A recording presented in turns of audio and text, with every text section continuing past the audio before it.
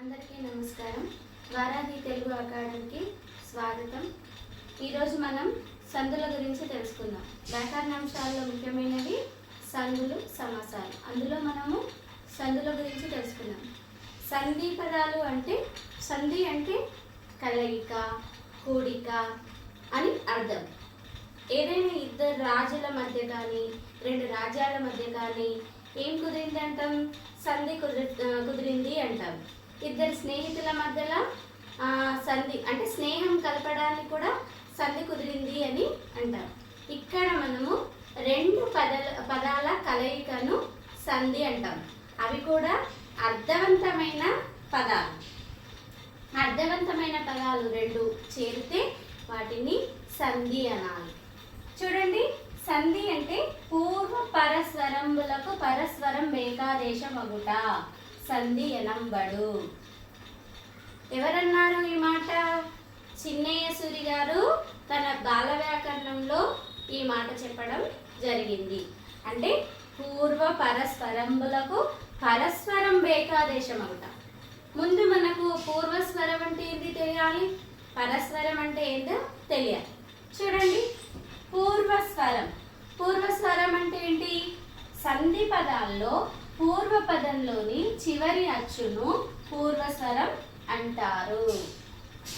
ఏంటి మళ్ళీ చూడండి, సంధి పదాల్లో పూర్వ పదంలోని చివరి అచ్చును పూర్వస్వరం అంటారు. పరస్వరం అంటే రెండవ పదంలోని మొదటి అచ్చును పరస్వరం అంటారు. ఏమైనా అర్థమైందా? కాలే కదా. మనం ఇప్పుడు ఒక పదాన్ని ఉదాహరణకు చెప్తే అప్పుడు మీకు అర్థమవుతుంది. చూడండి, ఉదాహరణకు రామాలయం. రామాలయం. ఇక్కడ మనకి ఎన్ని పదాలు ఉన్నాయి ఈ పదంలో? రామ ప్లస్ ఆలయం. రామ ప్లస్ ఆలయం. ఇక్కడ మూ అయినా రాసుకోవచ్చు, సున్నా అయినా పెట్టుకోవచ్చు. ఇక్కడ మనకు రామాలయం అనే పదంలో మనకి ఎన్ని పదాలు ఉన్నాయి? రామ ప్లస్ ఆలయం, రామాలయం. ఇప్పుడు చూడండి, ఈ పదాన్ని మనం ఏమనాలి? పూర్వ పదం అనాలి. ఏమనాలి? పూర్వ పదం.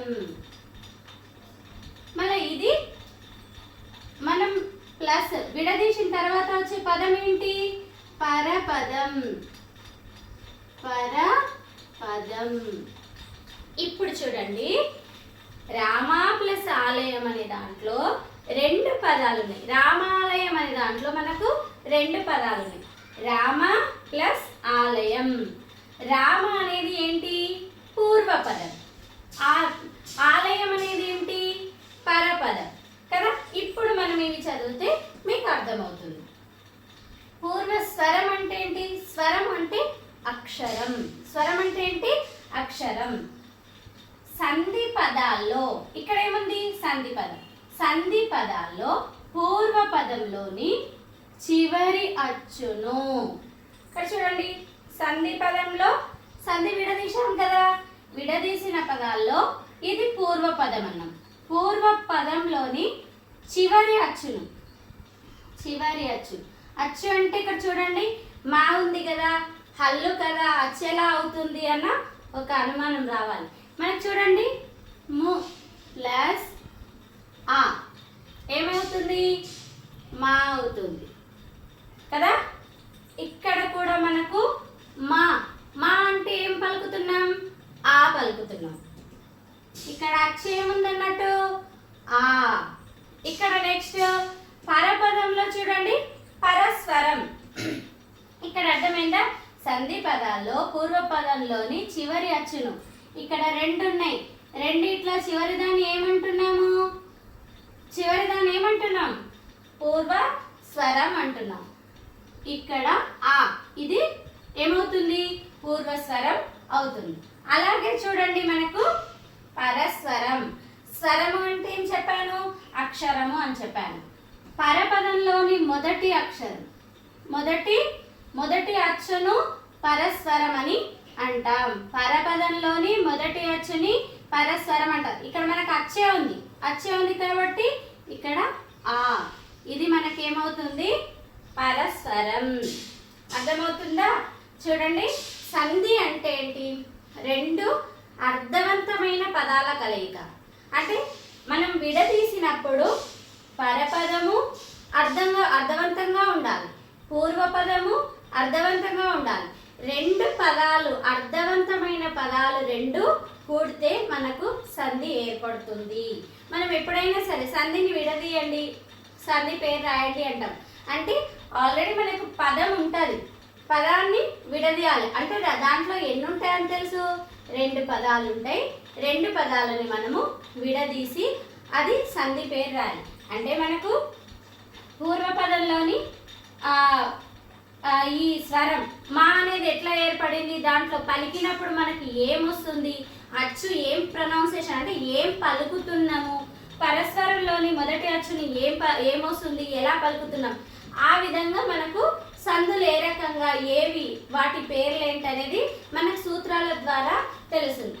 మనకు సూత్రాలు అవన్నీ తెలవాలంటే ముందుగా వీటి గురించి తెలుసుకోవాలి. ఇది తెలిసిందంటే మనకు సందులు నేర్చుకోవడం ఈజీ. పూర్వపదం అంటే ఏంటో తెలియాలి, పరపదం అంటే ఏంటో తెలియాలి, పూర్వస్వరం అంటే ఏంటో తెలియాలి, పరస్వరం అంటే ఏంటో తెలియాలి. మనం సందుల్లో రెండు రకాలు, ఒకటి సంస్కృత సందులు, రెండు తెలుగు సందులు. సంస్కృత సందులు అంటే రెండు సంస్కృత పదాలతో ఏర్పడిన వాటిని సంస్కృత సందులు అంటారు. తెలుగు సందులు అంటే తెలుగు పదాలతో ఏర్పడే, తెలుగు అక్షరాలతో ఏర్పడే వాటిని తెలుగు సందులు అని అంటారు. అందులో మనం సంస్కృత సందుల గురించి ఈరోజు మనము తెలుసుకుందాం. సంస్కృత సందులు ఎన్ని మళ్ళీ? సవర్ణ దీర్ఘ సంధి, గుణ సంధి, వృద్ధి సంధి, యనాదేశ సంధి, అనునాసిక సంధి. ఇంటర్మీడియట్ విద్యార్థులకు ఈ సంధి అనునాసిక సంధి లేదు, ఇవ్వబడలేదు. ఇక్కడ వరకు యనాదేశ సంధి వరకు మాత్రమే ఇవ్వడం జరిగింది. అందులో మనము ముందుగా సవర్ణ దీర్ఘ సంధి గురించి తెలుసుకుందాం. సంస్కృత సంధుల్లో మొదటిది సవర్ణ దీర్ఘ సంధి. సవర్ణ దీర్ఘ సంధి గురించి ముందుగా మనం తెలుసుకుందాం. సవర్ణ దీర్ఘ సంధి యొక్క సూత్రం, ముందు మనం ఏ సంధులైనా సరే సూత్రం మీకు రావాలి. సూత్రం వస్తేనే ఆ సంధి ఎక్కడ, ఆ సంధి పదం ఎక్కడున్నా కూడా మీరు సంధి పేరు రాయగలుగుతారు. సూత్రము బాగా నేర్చుకోవాలి.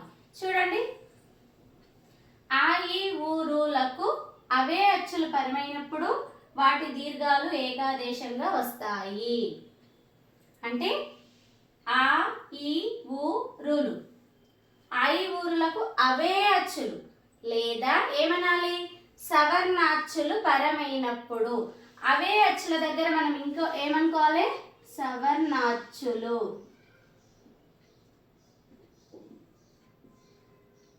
అవే అచ్చులు బదులు మనం ఏమనుకోవచ్చు, సవర్ణాచ్చులు పరమైనప్పుడు వాటి దీర్ఘాలు ఏకాదేశంగా వస్తాయి లేదా ఏకాదేశంగా అవును అని కూడా చెప్పొచ్చు. చూడండి, అవే అచ్చులు అంటే ఏంటి, సవర్ణాచ్చులు అంటే ఏంటి?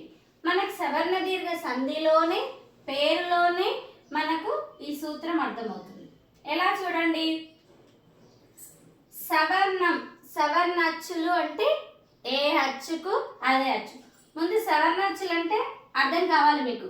ఆ, ఆకి ఆ, ఆ, ఈకి ఈ, ఈ, ఊకి ఊ, ఊ, రు, రుకి రు, రు. చూడండి, ఏ రకంగానే చూద్దాం. ఫస్ట్ మనము పదాలు తెలుసుకుందాం. పదాల నుంచి ఇవి ఎలా వస్తాయో తెలుసుకుందాం. ఫస్ట్ చూడండి, విద్యార్థులు, ఇది ఏం సంధి పదము, సవర్ణ దీర్ఘ సంధి పదం. ఇక్కడ నేను సవర్ణ దీర్ఘ సంధి గురించి చెప్తున్నా కాబట్టి ఇది సవర్ణ దీర్ఘ సంధి అని మీకు తెలుస్తుంది. ఒకవేళ మీరు ఎగ్జామ్లో వస్తే ఎలా తెలియాలి, సూత్రం రావాలి.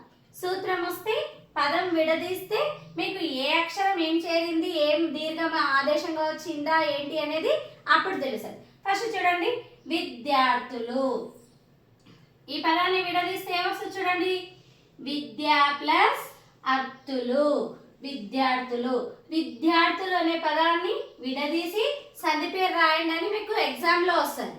అప్పుడు మీరు పదాన్ని చూసిందాడే ఇక్కడ ఒకటి గుర్తుపెట్టుకోవాలి, ధాకు దీర్ఘం వచ్చింది. విద్యార్థుల్లో 2 పదాలు ఉన్నాయి, ఇది అర్థవంతమైన పదము కాబట్టి దీన్ని విడదీయాలి. విద్య ప్లస్ అర్తులు విద్యార్థులు.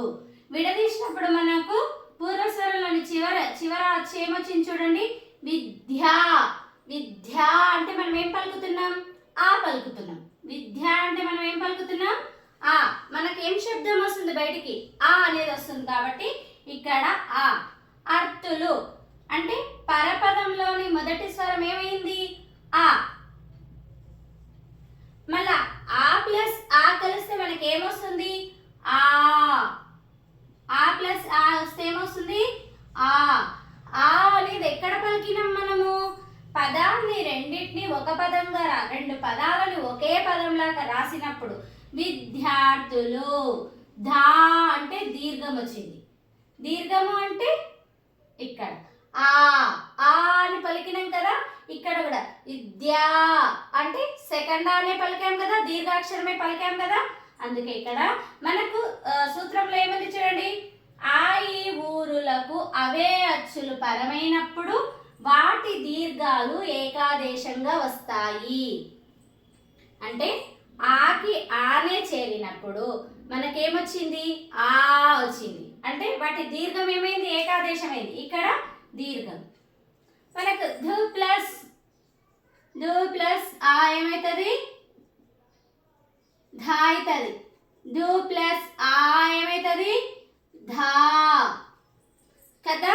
మనకు ఇక్కడ మనకు సూత్రంలో చెప్పినట్టు అవే ఆకారం ఆకి ఆనే, ఈకి ఈనే, ఊకి ఊ. అంటే ఆకి ఆ అంటే మళ్ళీ ఫస్ట్ ఆనే అని కాదు, ఫస్ట్ ఆ కానీ సెకండ్ ఆ కానీ. ఈకి ఈనే అంటే ఫస్ట్ ఈ కానీ సెకండ్ ఈ కానీ. ఊ అంటే ఊకి ఫస్ట్ ఊ కానీ రెండవ ఊ. రు అయినా సరే రూకి రూ కానీ రూ కానీ. ఏకాదేశమైనప్పుడు అవి 2 కలిసినప్పుడు మనకు దీర్ఘం వస్తుంది. ఆ 2 కలిసినప్పుడు ఆ పదాల్లో 2 పూర్వస్వరం పరస్వరం 2 కలిసినప్పుడు మనకి ఏం రావాలి, అక్కడ ఒకే పదంగా ఏర్పడినప్పుడు దీర్ఘం రావాలి. సవర్ణ దీర్ఘ సంధి అంటేనే దీర్ఘం. సవర్ణ అంటేనేమో ఏ అక్షరానికి అవే అక్షరాలు, ఏ అచ్చుకి అవే అచ్చులు పరం కావాలి. అలాగే దీర్ఘం సంధి ఏర్పడినాక ఏం ఆదేశంగా వస్తాయి, దీర్ఘము ఆదేశంగా వస్తుంది, ఏకాదేశం అవుతుంది. అలా గుర్తు పెట్టుకోవాలి. నెక్స్ట్ చూడండి, 2వ ఉదాహరణలో చూడండి, ధరణీష. ధరణీష విడదీస్తే ఏమొస్తుంది, ధరణి ప్లస్ ఈషా. ఏమొస్తుంది, ధరణి ప్లస్ ఈషా. ధరణి ని అంటే మనం ఏం పలుకుతున్నాం, ఇక్కడ ఈ పలుకుతున్నాం. ఏం పలుకుతున్నాము, ఈ పలుకుతున్నాం. ఇక్కడ ఈషా పరపదంలోని మొదటి అక్షరం ఏమొచ్చింది, ఈ వచ్చింది. పూర్వపదంలోని చివరి అచ్చు ఏమొచ్చింది, ఈ వచ్చింది. ఇక్కడ పరపదంలోని మొదటి అచ్చు ఏమొచ్చింది, ఈ. ఈ ప్లస్ ఈ ఏమైంది, ఈ. ఎక్కడ చూసుకోవాలి, ఇక్కడ. మన పదం ఎక్కడ విడదీసినాం, ఇక్కడ. ధరణి ప్లస్ ఈషా. ధరణీష. నీ అనేది కూడా దీర్ఘమే, గుడి దీర్ఘమే, ఇవి కూడా దీర్ఘాక్షరం. ధరణీష. ఇక్కడ నీ అంటే ఈ వచ్చింది, ఈ అంటే ఈ 2 కలిస్తే ఈ అనేది ఏర్పడింది. నెక్స్ట్ చూడండి, ఆ పదం అయిపోయింది, ఈ పదమే. ఇప్పుడు ఊ పదం చూడండి, గురూపదేశం. ఎవరుపదేశం, గురూపదేశం. గురూపదేశం. గురు ప్లస్ ఉపదేశం. గురు ప్లస్ ఉపదేశం. గురు. రు అంటే మనకి ఏం పలుకుతున్నాం, ఊ. ఏం పలుకుతున్నాం, ఊ. ఉపదేశం. ఊ ప్లస్ మనకు పరిపదంలోని మొదట ఏమొచ్చిందనా, ఊ వచ్చింది. ఊ. మనం 2 కలిపితే ఏమవుతున్నాయి, ఊ. ఎక్కడ తెలుస్తుంది మనకి, గురూపదేశం. మనం ఎక్కడ విడదీసినాం పదం, రు కాడ, కాబట్టి గురు. రు అంటే కొమ్ము దీర్ఘం, ఇది కూడా దీర్ఘం, కొమ్ము దీర్ఘం వచ్చింది కాబట్టి ఇది కూడా దీర్ఘాక్షరమే. ఇక్కడ మనకేది ఊ పదం కూడా వచ్చింది. మరి తర్వాత ఏంటి? పితృణం. పితృణం, పితృ ప్లస్ రుణం. ఎవరి రుణం? తండ్రి రుణం. పితృణం. పితృ. త్రు అంటే ఏంటి? రుత్వం. ఏం పలుకుతున్నాం మనం ఇక్కడ? రుత్వం. ఇక్కడ పరపదంలో ఏం అక్షరం వచ్చింది? రునే వచ్చింది. ఇక్కడ రు, ఇక్కడ రు, ఈ రెండు కలిపితే మనకేమొచ్చింది? రో. ఇక్కడ ఏముంది చూడండి, రుత్వం దీర్ఘం ఉంది. రుత్వం కాకుండా రుత్వం దీర్ఘం ఉంది. ఇక్కడ రు ప్లస్ రు. పితృణం. త్రు అంటే రు, ఇక్కడ రు. రు ప్లస్ రు ఏమైంది? రు. అంటే మనకు సవర్ణ దీర్ఘ సంధిలో ఏమొస్తాయి? సూత్రంలో ఏముంటది? ఆ, ఈ, ఊ, రు లకు అవే అచ్చులు పరమైనప్పుడు, అంటే ఆ, ఈ, ఊ, ఈ అచ్చులు, ఆ నుంచి అహా వరకు మనకు అచ్చులే అంటాం కదా. ఆ కానీ, ఈ కానీ, ఊ కానీ, రు కానీ, ఇవే అచ్చులు. ఈ 4 అచ్చులకి ఏం పరం కావాలి? అవే అచ్చులు. అంటే ఆకి సంబంధించిన అచ్చులే ఆకి పరం కావాలి, ఈకి సంబంధించిన అచ్చులే ఈకి పరం కావాలి, ఊకి సంబంధించిన అచ్చులే ఊకి పరం కావాలి, రూకి సంబంధించిన అచ్చులే రూకి పరం కావాలి. అంటే ఆకి ఆ కానీ, ఆ కానీ, చూడండి, ఆకి ఆ ప్లస్ ఆ ఏమైంది? ఆ. ఈకి ఈ కానీ, ఈ కానీ, ఈ అన్న ఉండాలి, ఈ అంటే పరపదంలో ఈ అన్న రావాలి, ఈ అన్న అంటే మనకి ఎక్కడ పరం కావాలి అనేది గుర్తు పెట్టుకోవాలి. అంటే పూర్వపదంలోని చివరి స్వరానికి పరపదంలోని మొదటి స్వరం, ఈ రెండింటికి పరం అవ్వాలి. మళ్ళీ ఎక్కడో అనుకోవద్దు, మొదటి పదంలోని చివరి స్వరాలు మాత్రం ఇవి రావాలి. ఏం కావాలి? ఆ వస్తే పరస్వరం ఆనన్న రావాలి, ఆనన్న రావాలి. ఈ స్వరం మొదటి పదంలోని చివరి స్వరం ఈ కాని వస్తే ఈ అన్న రావాలి, ఈ అన్న రావాలి. ఇక్కడ ఊ వచ్చింది అనుకో మొదటి దాంట్లో, ఇక్కడ పరపదంలో అచ్చు ఏది రావాలి? ఊ అన్న రావాలి, సెకండ్ ఊ అన్న రావాలి, అప్పుడు ఊ అనేది వస్తుంది. ఇక్కడ మొదటి పదంలోని చివరి అచ్చులో రు రావాలి, రు వస్తే ఇక్కడ పరపదంలోని మొదటి అచ్చు రు రావాలి. ఈ రెండు కలిస్తే రు అంటే దీర్ఘం ఏర్పడుతుంది. ఎప్పుడైనా సరే సంధి ఏర్పడుతున్నాయి అంటే మొదటి పదంలోని చివరి అచ్చుకే చూసుకోవాలి. చివరి అచ్చు నుంచి పరపదంలోని మొదటి అచ్చుకు చూసుకోవాలి. ప్రతి సూత్రంలోనూ ఇవి కాకపోయినా మనం చూడాల్సిందైతే వీటిని, పూర్వపదంలోని చివరి అచ్చు, పరపదంలోని మొదటి అచ్చు, ఆ రెండు కలిస్తే ఏమొచ్చాయి దాన్ని బట్టి మనం సూత్రంలో ఏముంది అనేది అర్థం చేసుకున్న తర్వాత మనము అది ఏ సూత్రము అని చెప్పవచ్చు. చూడండి, మనం ఈజీగా చెప్పచ్చు, ఆ ఈ ఊరులకు సవర్ణాచ్యులు పరమైన వాటి దీర్ఘం ఏకాదేశం అగును, లేదా ఆ ఈ ఊరులకు అవే అచ్చులు పరమైన వాటి దీర్ఘం ఏకాదేశం అగును. ఇలా అర్థమైందా? అలాగే ఇప్పుడు గుణసంధి గురించి, సంస్కృత సంధిలో రెండవది గుణసంధి. గుణసంధి ఫస్ట్ సూత్రం, అకారంనకు ఈ ఊ రులు పరమైనప్పుడు క్రమంగా ఏ ఓ ఆర్లు ఏకాదేశమగును. చూడండి, అకారము అంటే ఏంటి? ఆ. అకారం అంటే ఏంటి? ఆ. అకారంనకు ఈ కాని, ఊ కాని, రు కాని పరమైనప్పుడు క్రమంగా ఏమొస్తాయంట? ఏ కానీ, ఓ కానీ, ఆర్ కానీ వస్తాయంట. ఏవో ఆర్లు ఏకాదేశమగును. సంస్కృతంలో ఏవో ఆర్లను ఏమనాలి? గుణాలు అంటారు. ఏమంటారు? గుణాలు అంటారు. అందుకే దీనికి ఏమని పేరు? గుణసంధి అని పేరు. చూడండి మనకు పదాలు చూస్తే ఏ విధంగా వస్తాయి అనేది మనకు అర్థమవుతుంది. మొదటి పదం చూడండి, దేవేంద్రుడు. మొదటి పదం ఏంటి? దేవేంద్రుడు. సంధి పదం రాయాలంటే చూడండి, దేవ ప్లస్ ఇంద్రుడు. ఏం రాసాము? దేవ ప్లస్ ఇంద్రుడు. వా అంటే మనం ఏం పలుకుతున్నాం? ఆ. వా అంటే మనం ఏం పలుకుతున్నాం? ఆ. ఈ పరపదంలోని మొదటి అక్షరం చూడమని చెప్పాను కదా, ఇక్కడ ఏమొచ్చింది? ఈ వచ్చింది కదా. మనకు సూత్రం ఏముంది చూడండి, అకారమునకు ఈ ఊరులు పరమైనప్పుడు క్రమంగా ఏ ఓ ఆర్లు ఏకాదేశమగును. అంటే మనకు పూర్వ పదంలోని చివరచ్చు మనకి ఏం రావాలి? ఆ మాత్రమే రావాలి. అకారమునకు అన్నాడు కాబట్టి ఇక్కడ మనకి ఏం రావాలి? ఆ మాత్రమే రావాలి. ఇక్కడ మనకేమి ఈ పరమైనప్పుడు ఏమొస్తుంది చూడండి, మనం పదం ఎక్కడ విడదీసినామో అక్కడ చూడాలి. దేవ, దేవేంద్రుడు. వే, ఇక్కడ వే అంటే మనం ఏం పలుకుతున్నాం? వచ్చు ఏ పలుకుతున్నాం. ఏం పలుకుతున్నాం? ఏ. దేవేంద్రుడు. వాకేం దీర్ఘం ఉందన్నా? ఏత్వం దీర్ఘం ఉంది. ఏముంది? ఏత్వం దీర్ఘం ఉంది. ఏత్వం అంటే ఏ, ఏత్వం దీర్ఘం అంటే ఏ. అంతేనా? ఇక్కడ చూడండి, దేవేంద్రుడు ప్లస్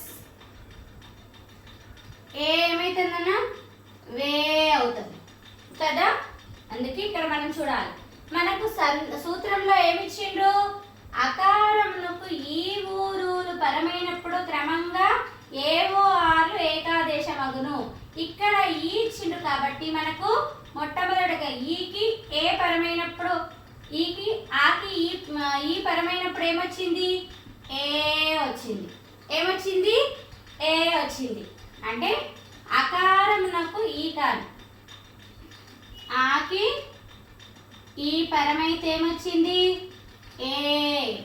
ఏమొచ్చింది? ఏ. దేవ ప్లస్ ఇంద్రుడు దేవేంద్రుడు.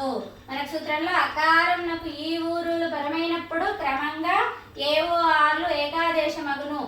ఏవో ఆర్లు అంటే సంస్కృతంలో ఏమనాలి? గుణాలు అని అనాలి. నెక్స్ట్ ఇంకో పదం చూడండి, పరోపకారము. పర ప్లస్ ఉపకారము, పరోపకారము. పర, ఇక్కడ రా అంటే మనం ఏం పలుకుతున్నాం? ఆ పలుకుతున్నాం. పర, రా అంటే ఆ పలుకుతున్నాం. ప్లస్ పరపదం ఏముంది? పరపదంలోని మొదటి అచ్చు ఏముంది మనకు? ఊ ఉంది. ఏముంది? ఊ ఉంది. పరోపకారం. పర ప్లస్ ఉపకారం ఏమొచ్చింది మనకు? రో. రో అంటే మనకు ఓత్వం దీర్ఘం. ఓత్వం దీర్ఘం అంటే ఓ పలుకుతున్నాం. ఏం పలుకుతున్నాం? ఓ పలుకుతున్నాం. అంటే చూడండి ఇక్కడ ఓ. పరోపకారం అంటే అకారంనకు ఊ పరమైనప్పుడు క్రమంగా ఏమొచ్చింది? ఓ అనే శబ్దం వచ్చింది. అందుకే మనకు సూత్రంలో ఉంది, అకారంనకు ఈ కాని ఊ కాని రూ కాని పరమైనప్పుడు ఏవో ఆలు. మనం రెండవ పదం తీసుకున్నప్పుడు మనకు ఓ అనే శబ్దం వస్తుంది. పరోపకారం. పర ప్లస్ ఉపకారం, పరోపకారం. ఇక్కడ చూసుకోవాలి, ఓ అనేది వచ్చిందా? వచ్చింది. అలాగే చూడండి, ఆ ప్లస్ ఏమొచ్చింది? ఊ. ఓస్తే ఏమొచ్చింది? ఓ. అంటే మనకు మొదటిది అయిపోయింది, రెండవది అయిపోయింది. మనకేం రావాలి మళ్ళీ? ఆర్. ఆర్ అనే పదం చూడండి, దేవర్షి. దేవర్షి. చాలా మంది దీన్ని ఎలా అంటారు? దేవ ప్లస్ అర్షి అని విడదీస్తారు, కానీ తప్పు. దేవ ప్లస్ ఋషి. దేవ ప్లస్ ఋషి. దేవ అంటే ఆ, ఋషి అంటే ఏమొచ్చింది? రు వచ్చింది. మనకు ఆ ప్లస్ రు ఏమైంది? ఆర్. ఆర్ ఎలా? దేవర్షి. దేవర్షి ఏమని పలుకుతున్నాం?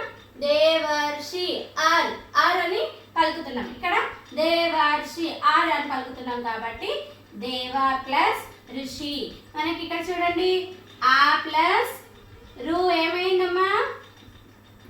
ఆర్ అయింది. ఏమైంది? ఆర్ అయింది.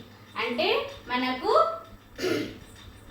అకారము అనేది పూర్వ పదంలోని చివరి స్వరంలో చూసుకోవాలి. మనకు సూత్రం ప్రకారం అకారమునకు ఈ ఊరులు పరమైనప్పుడు క్రమంగా ఏవో ఆరు ఏకాదేశమగును.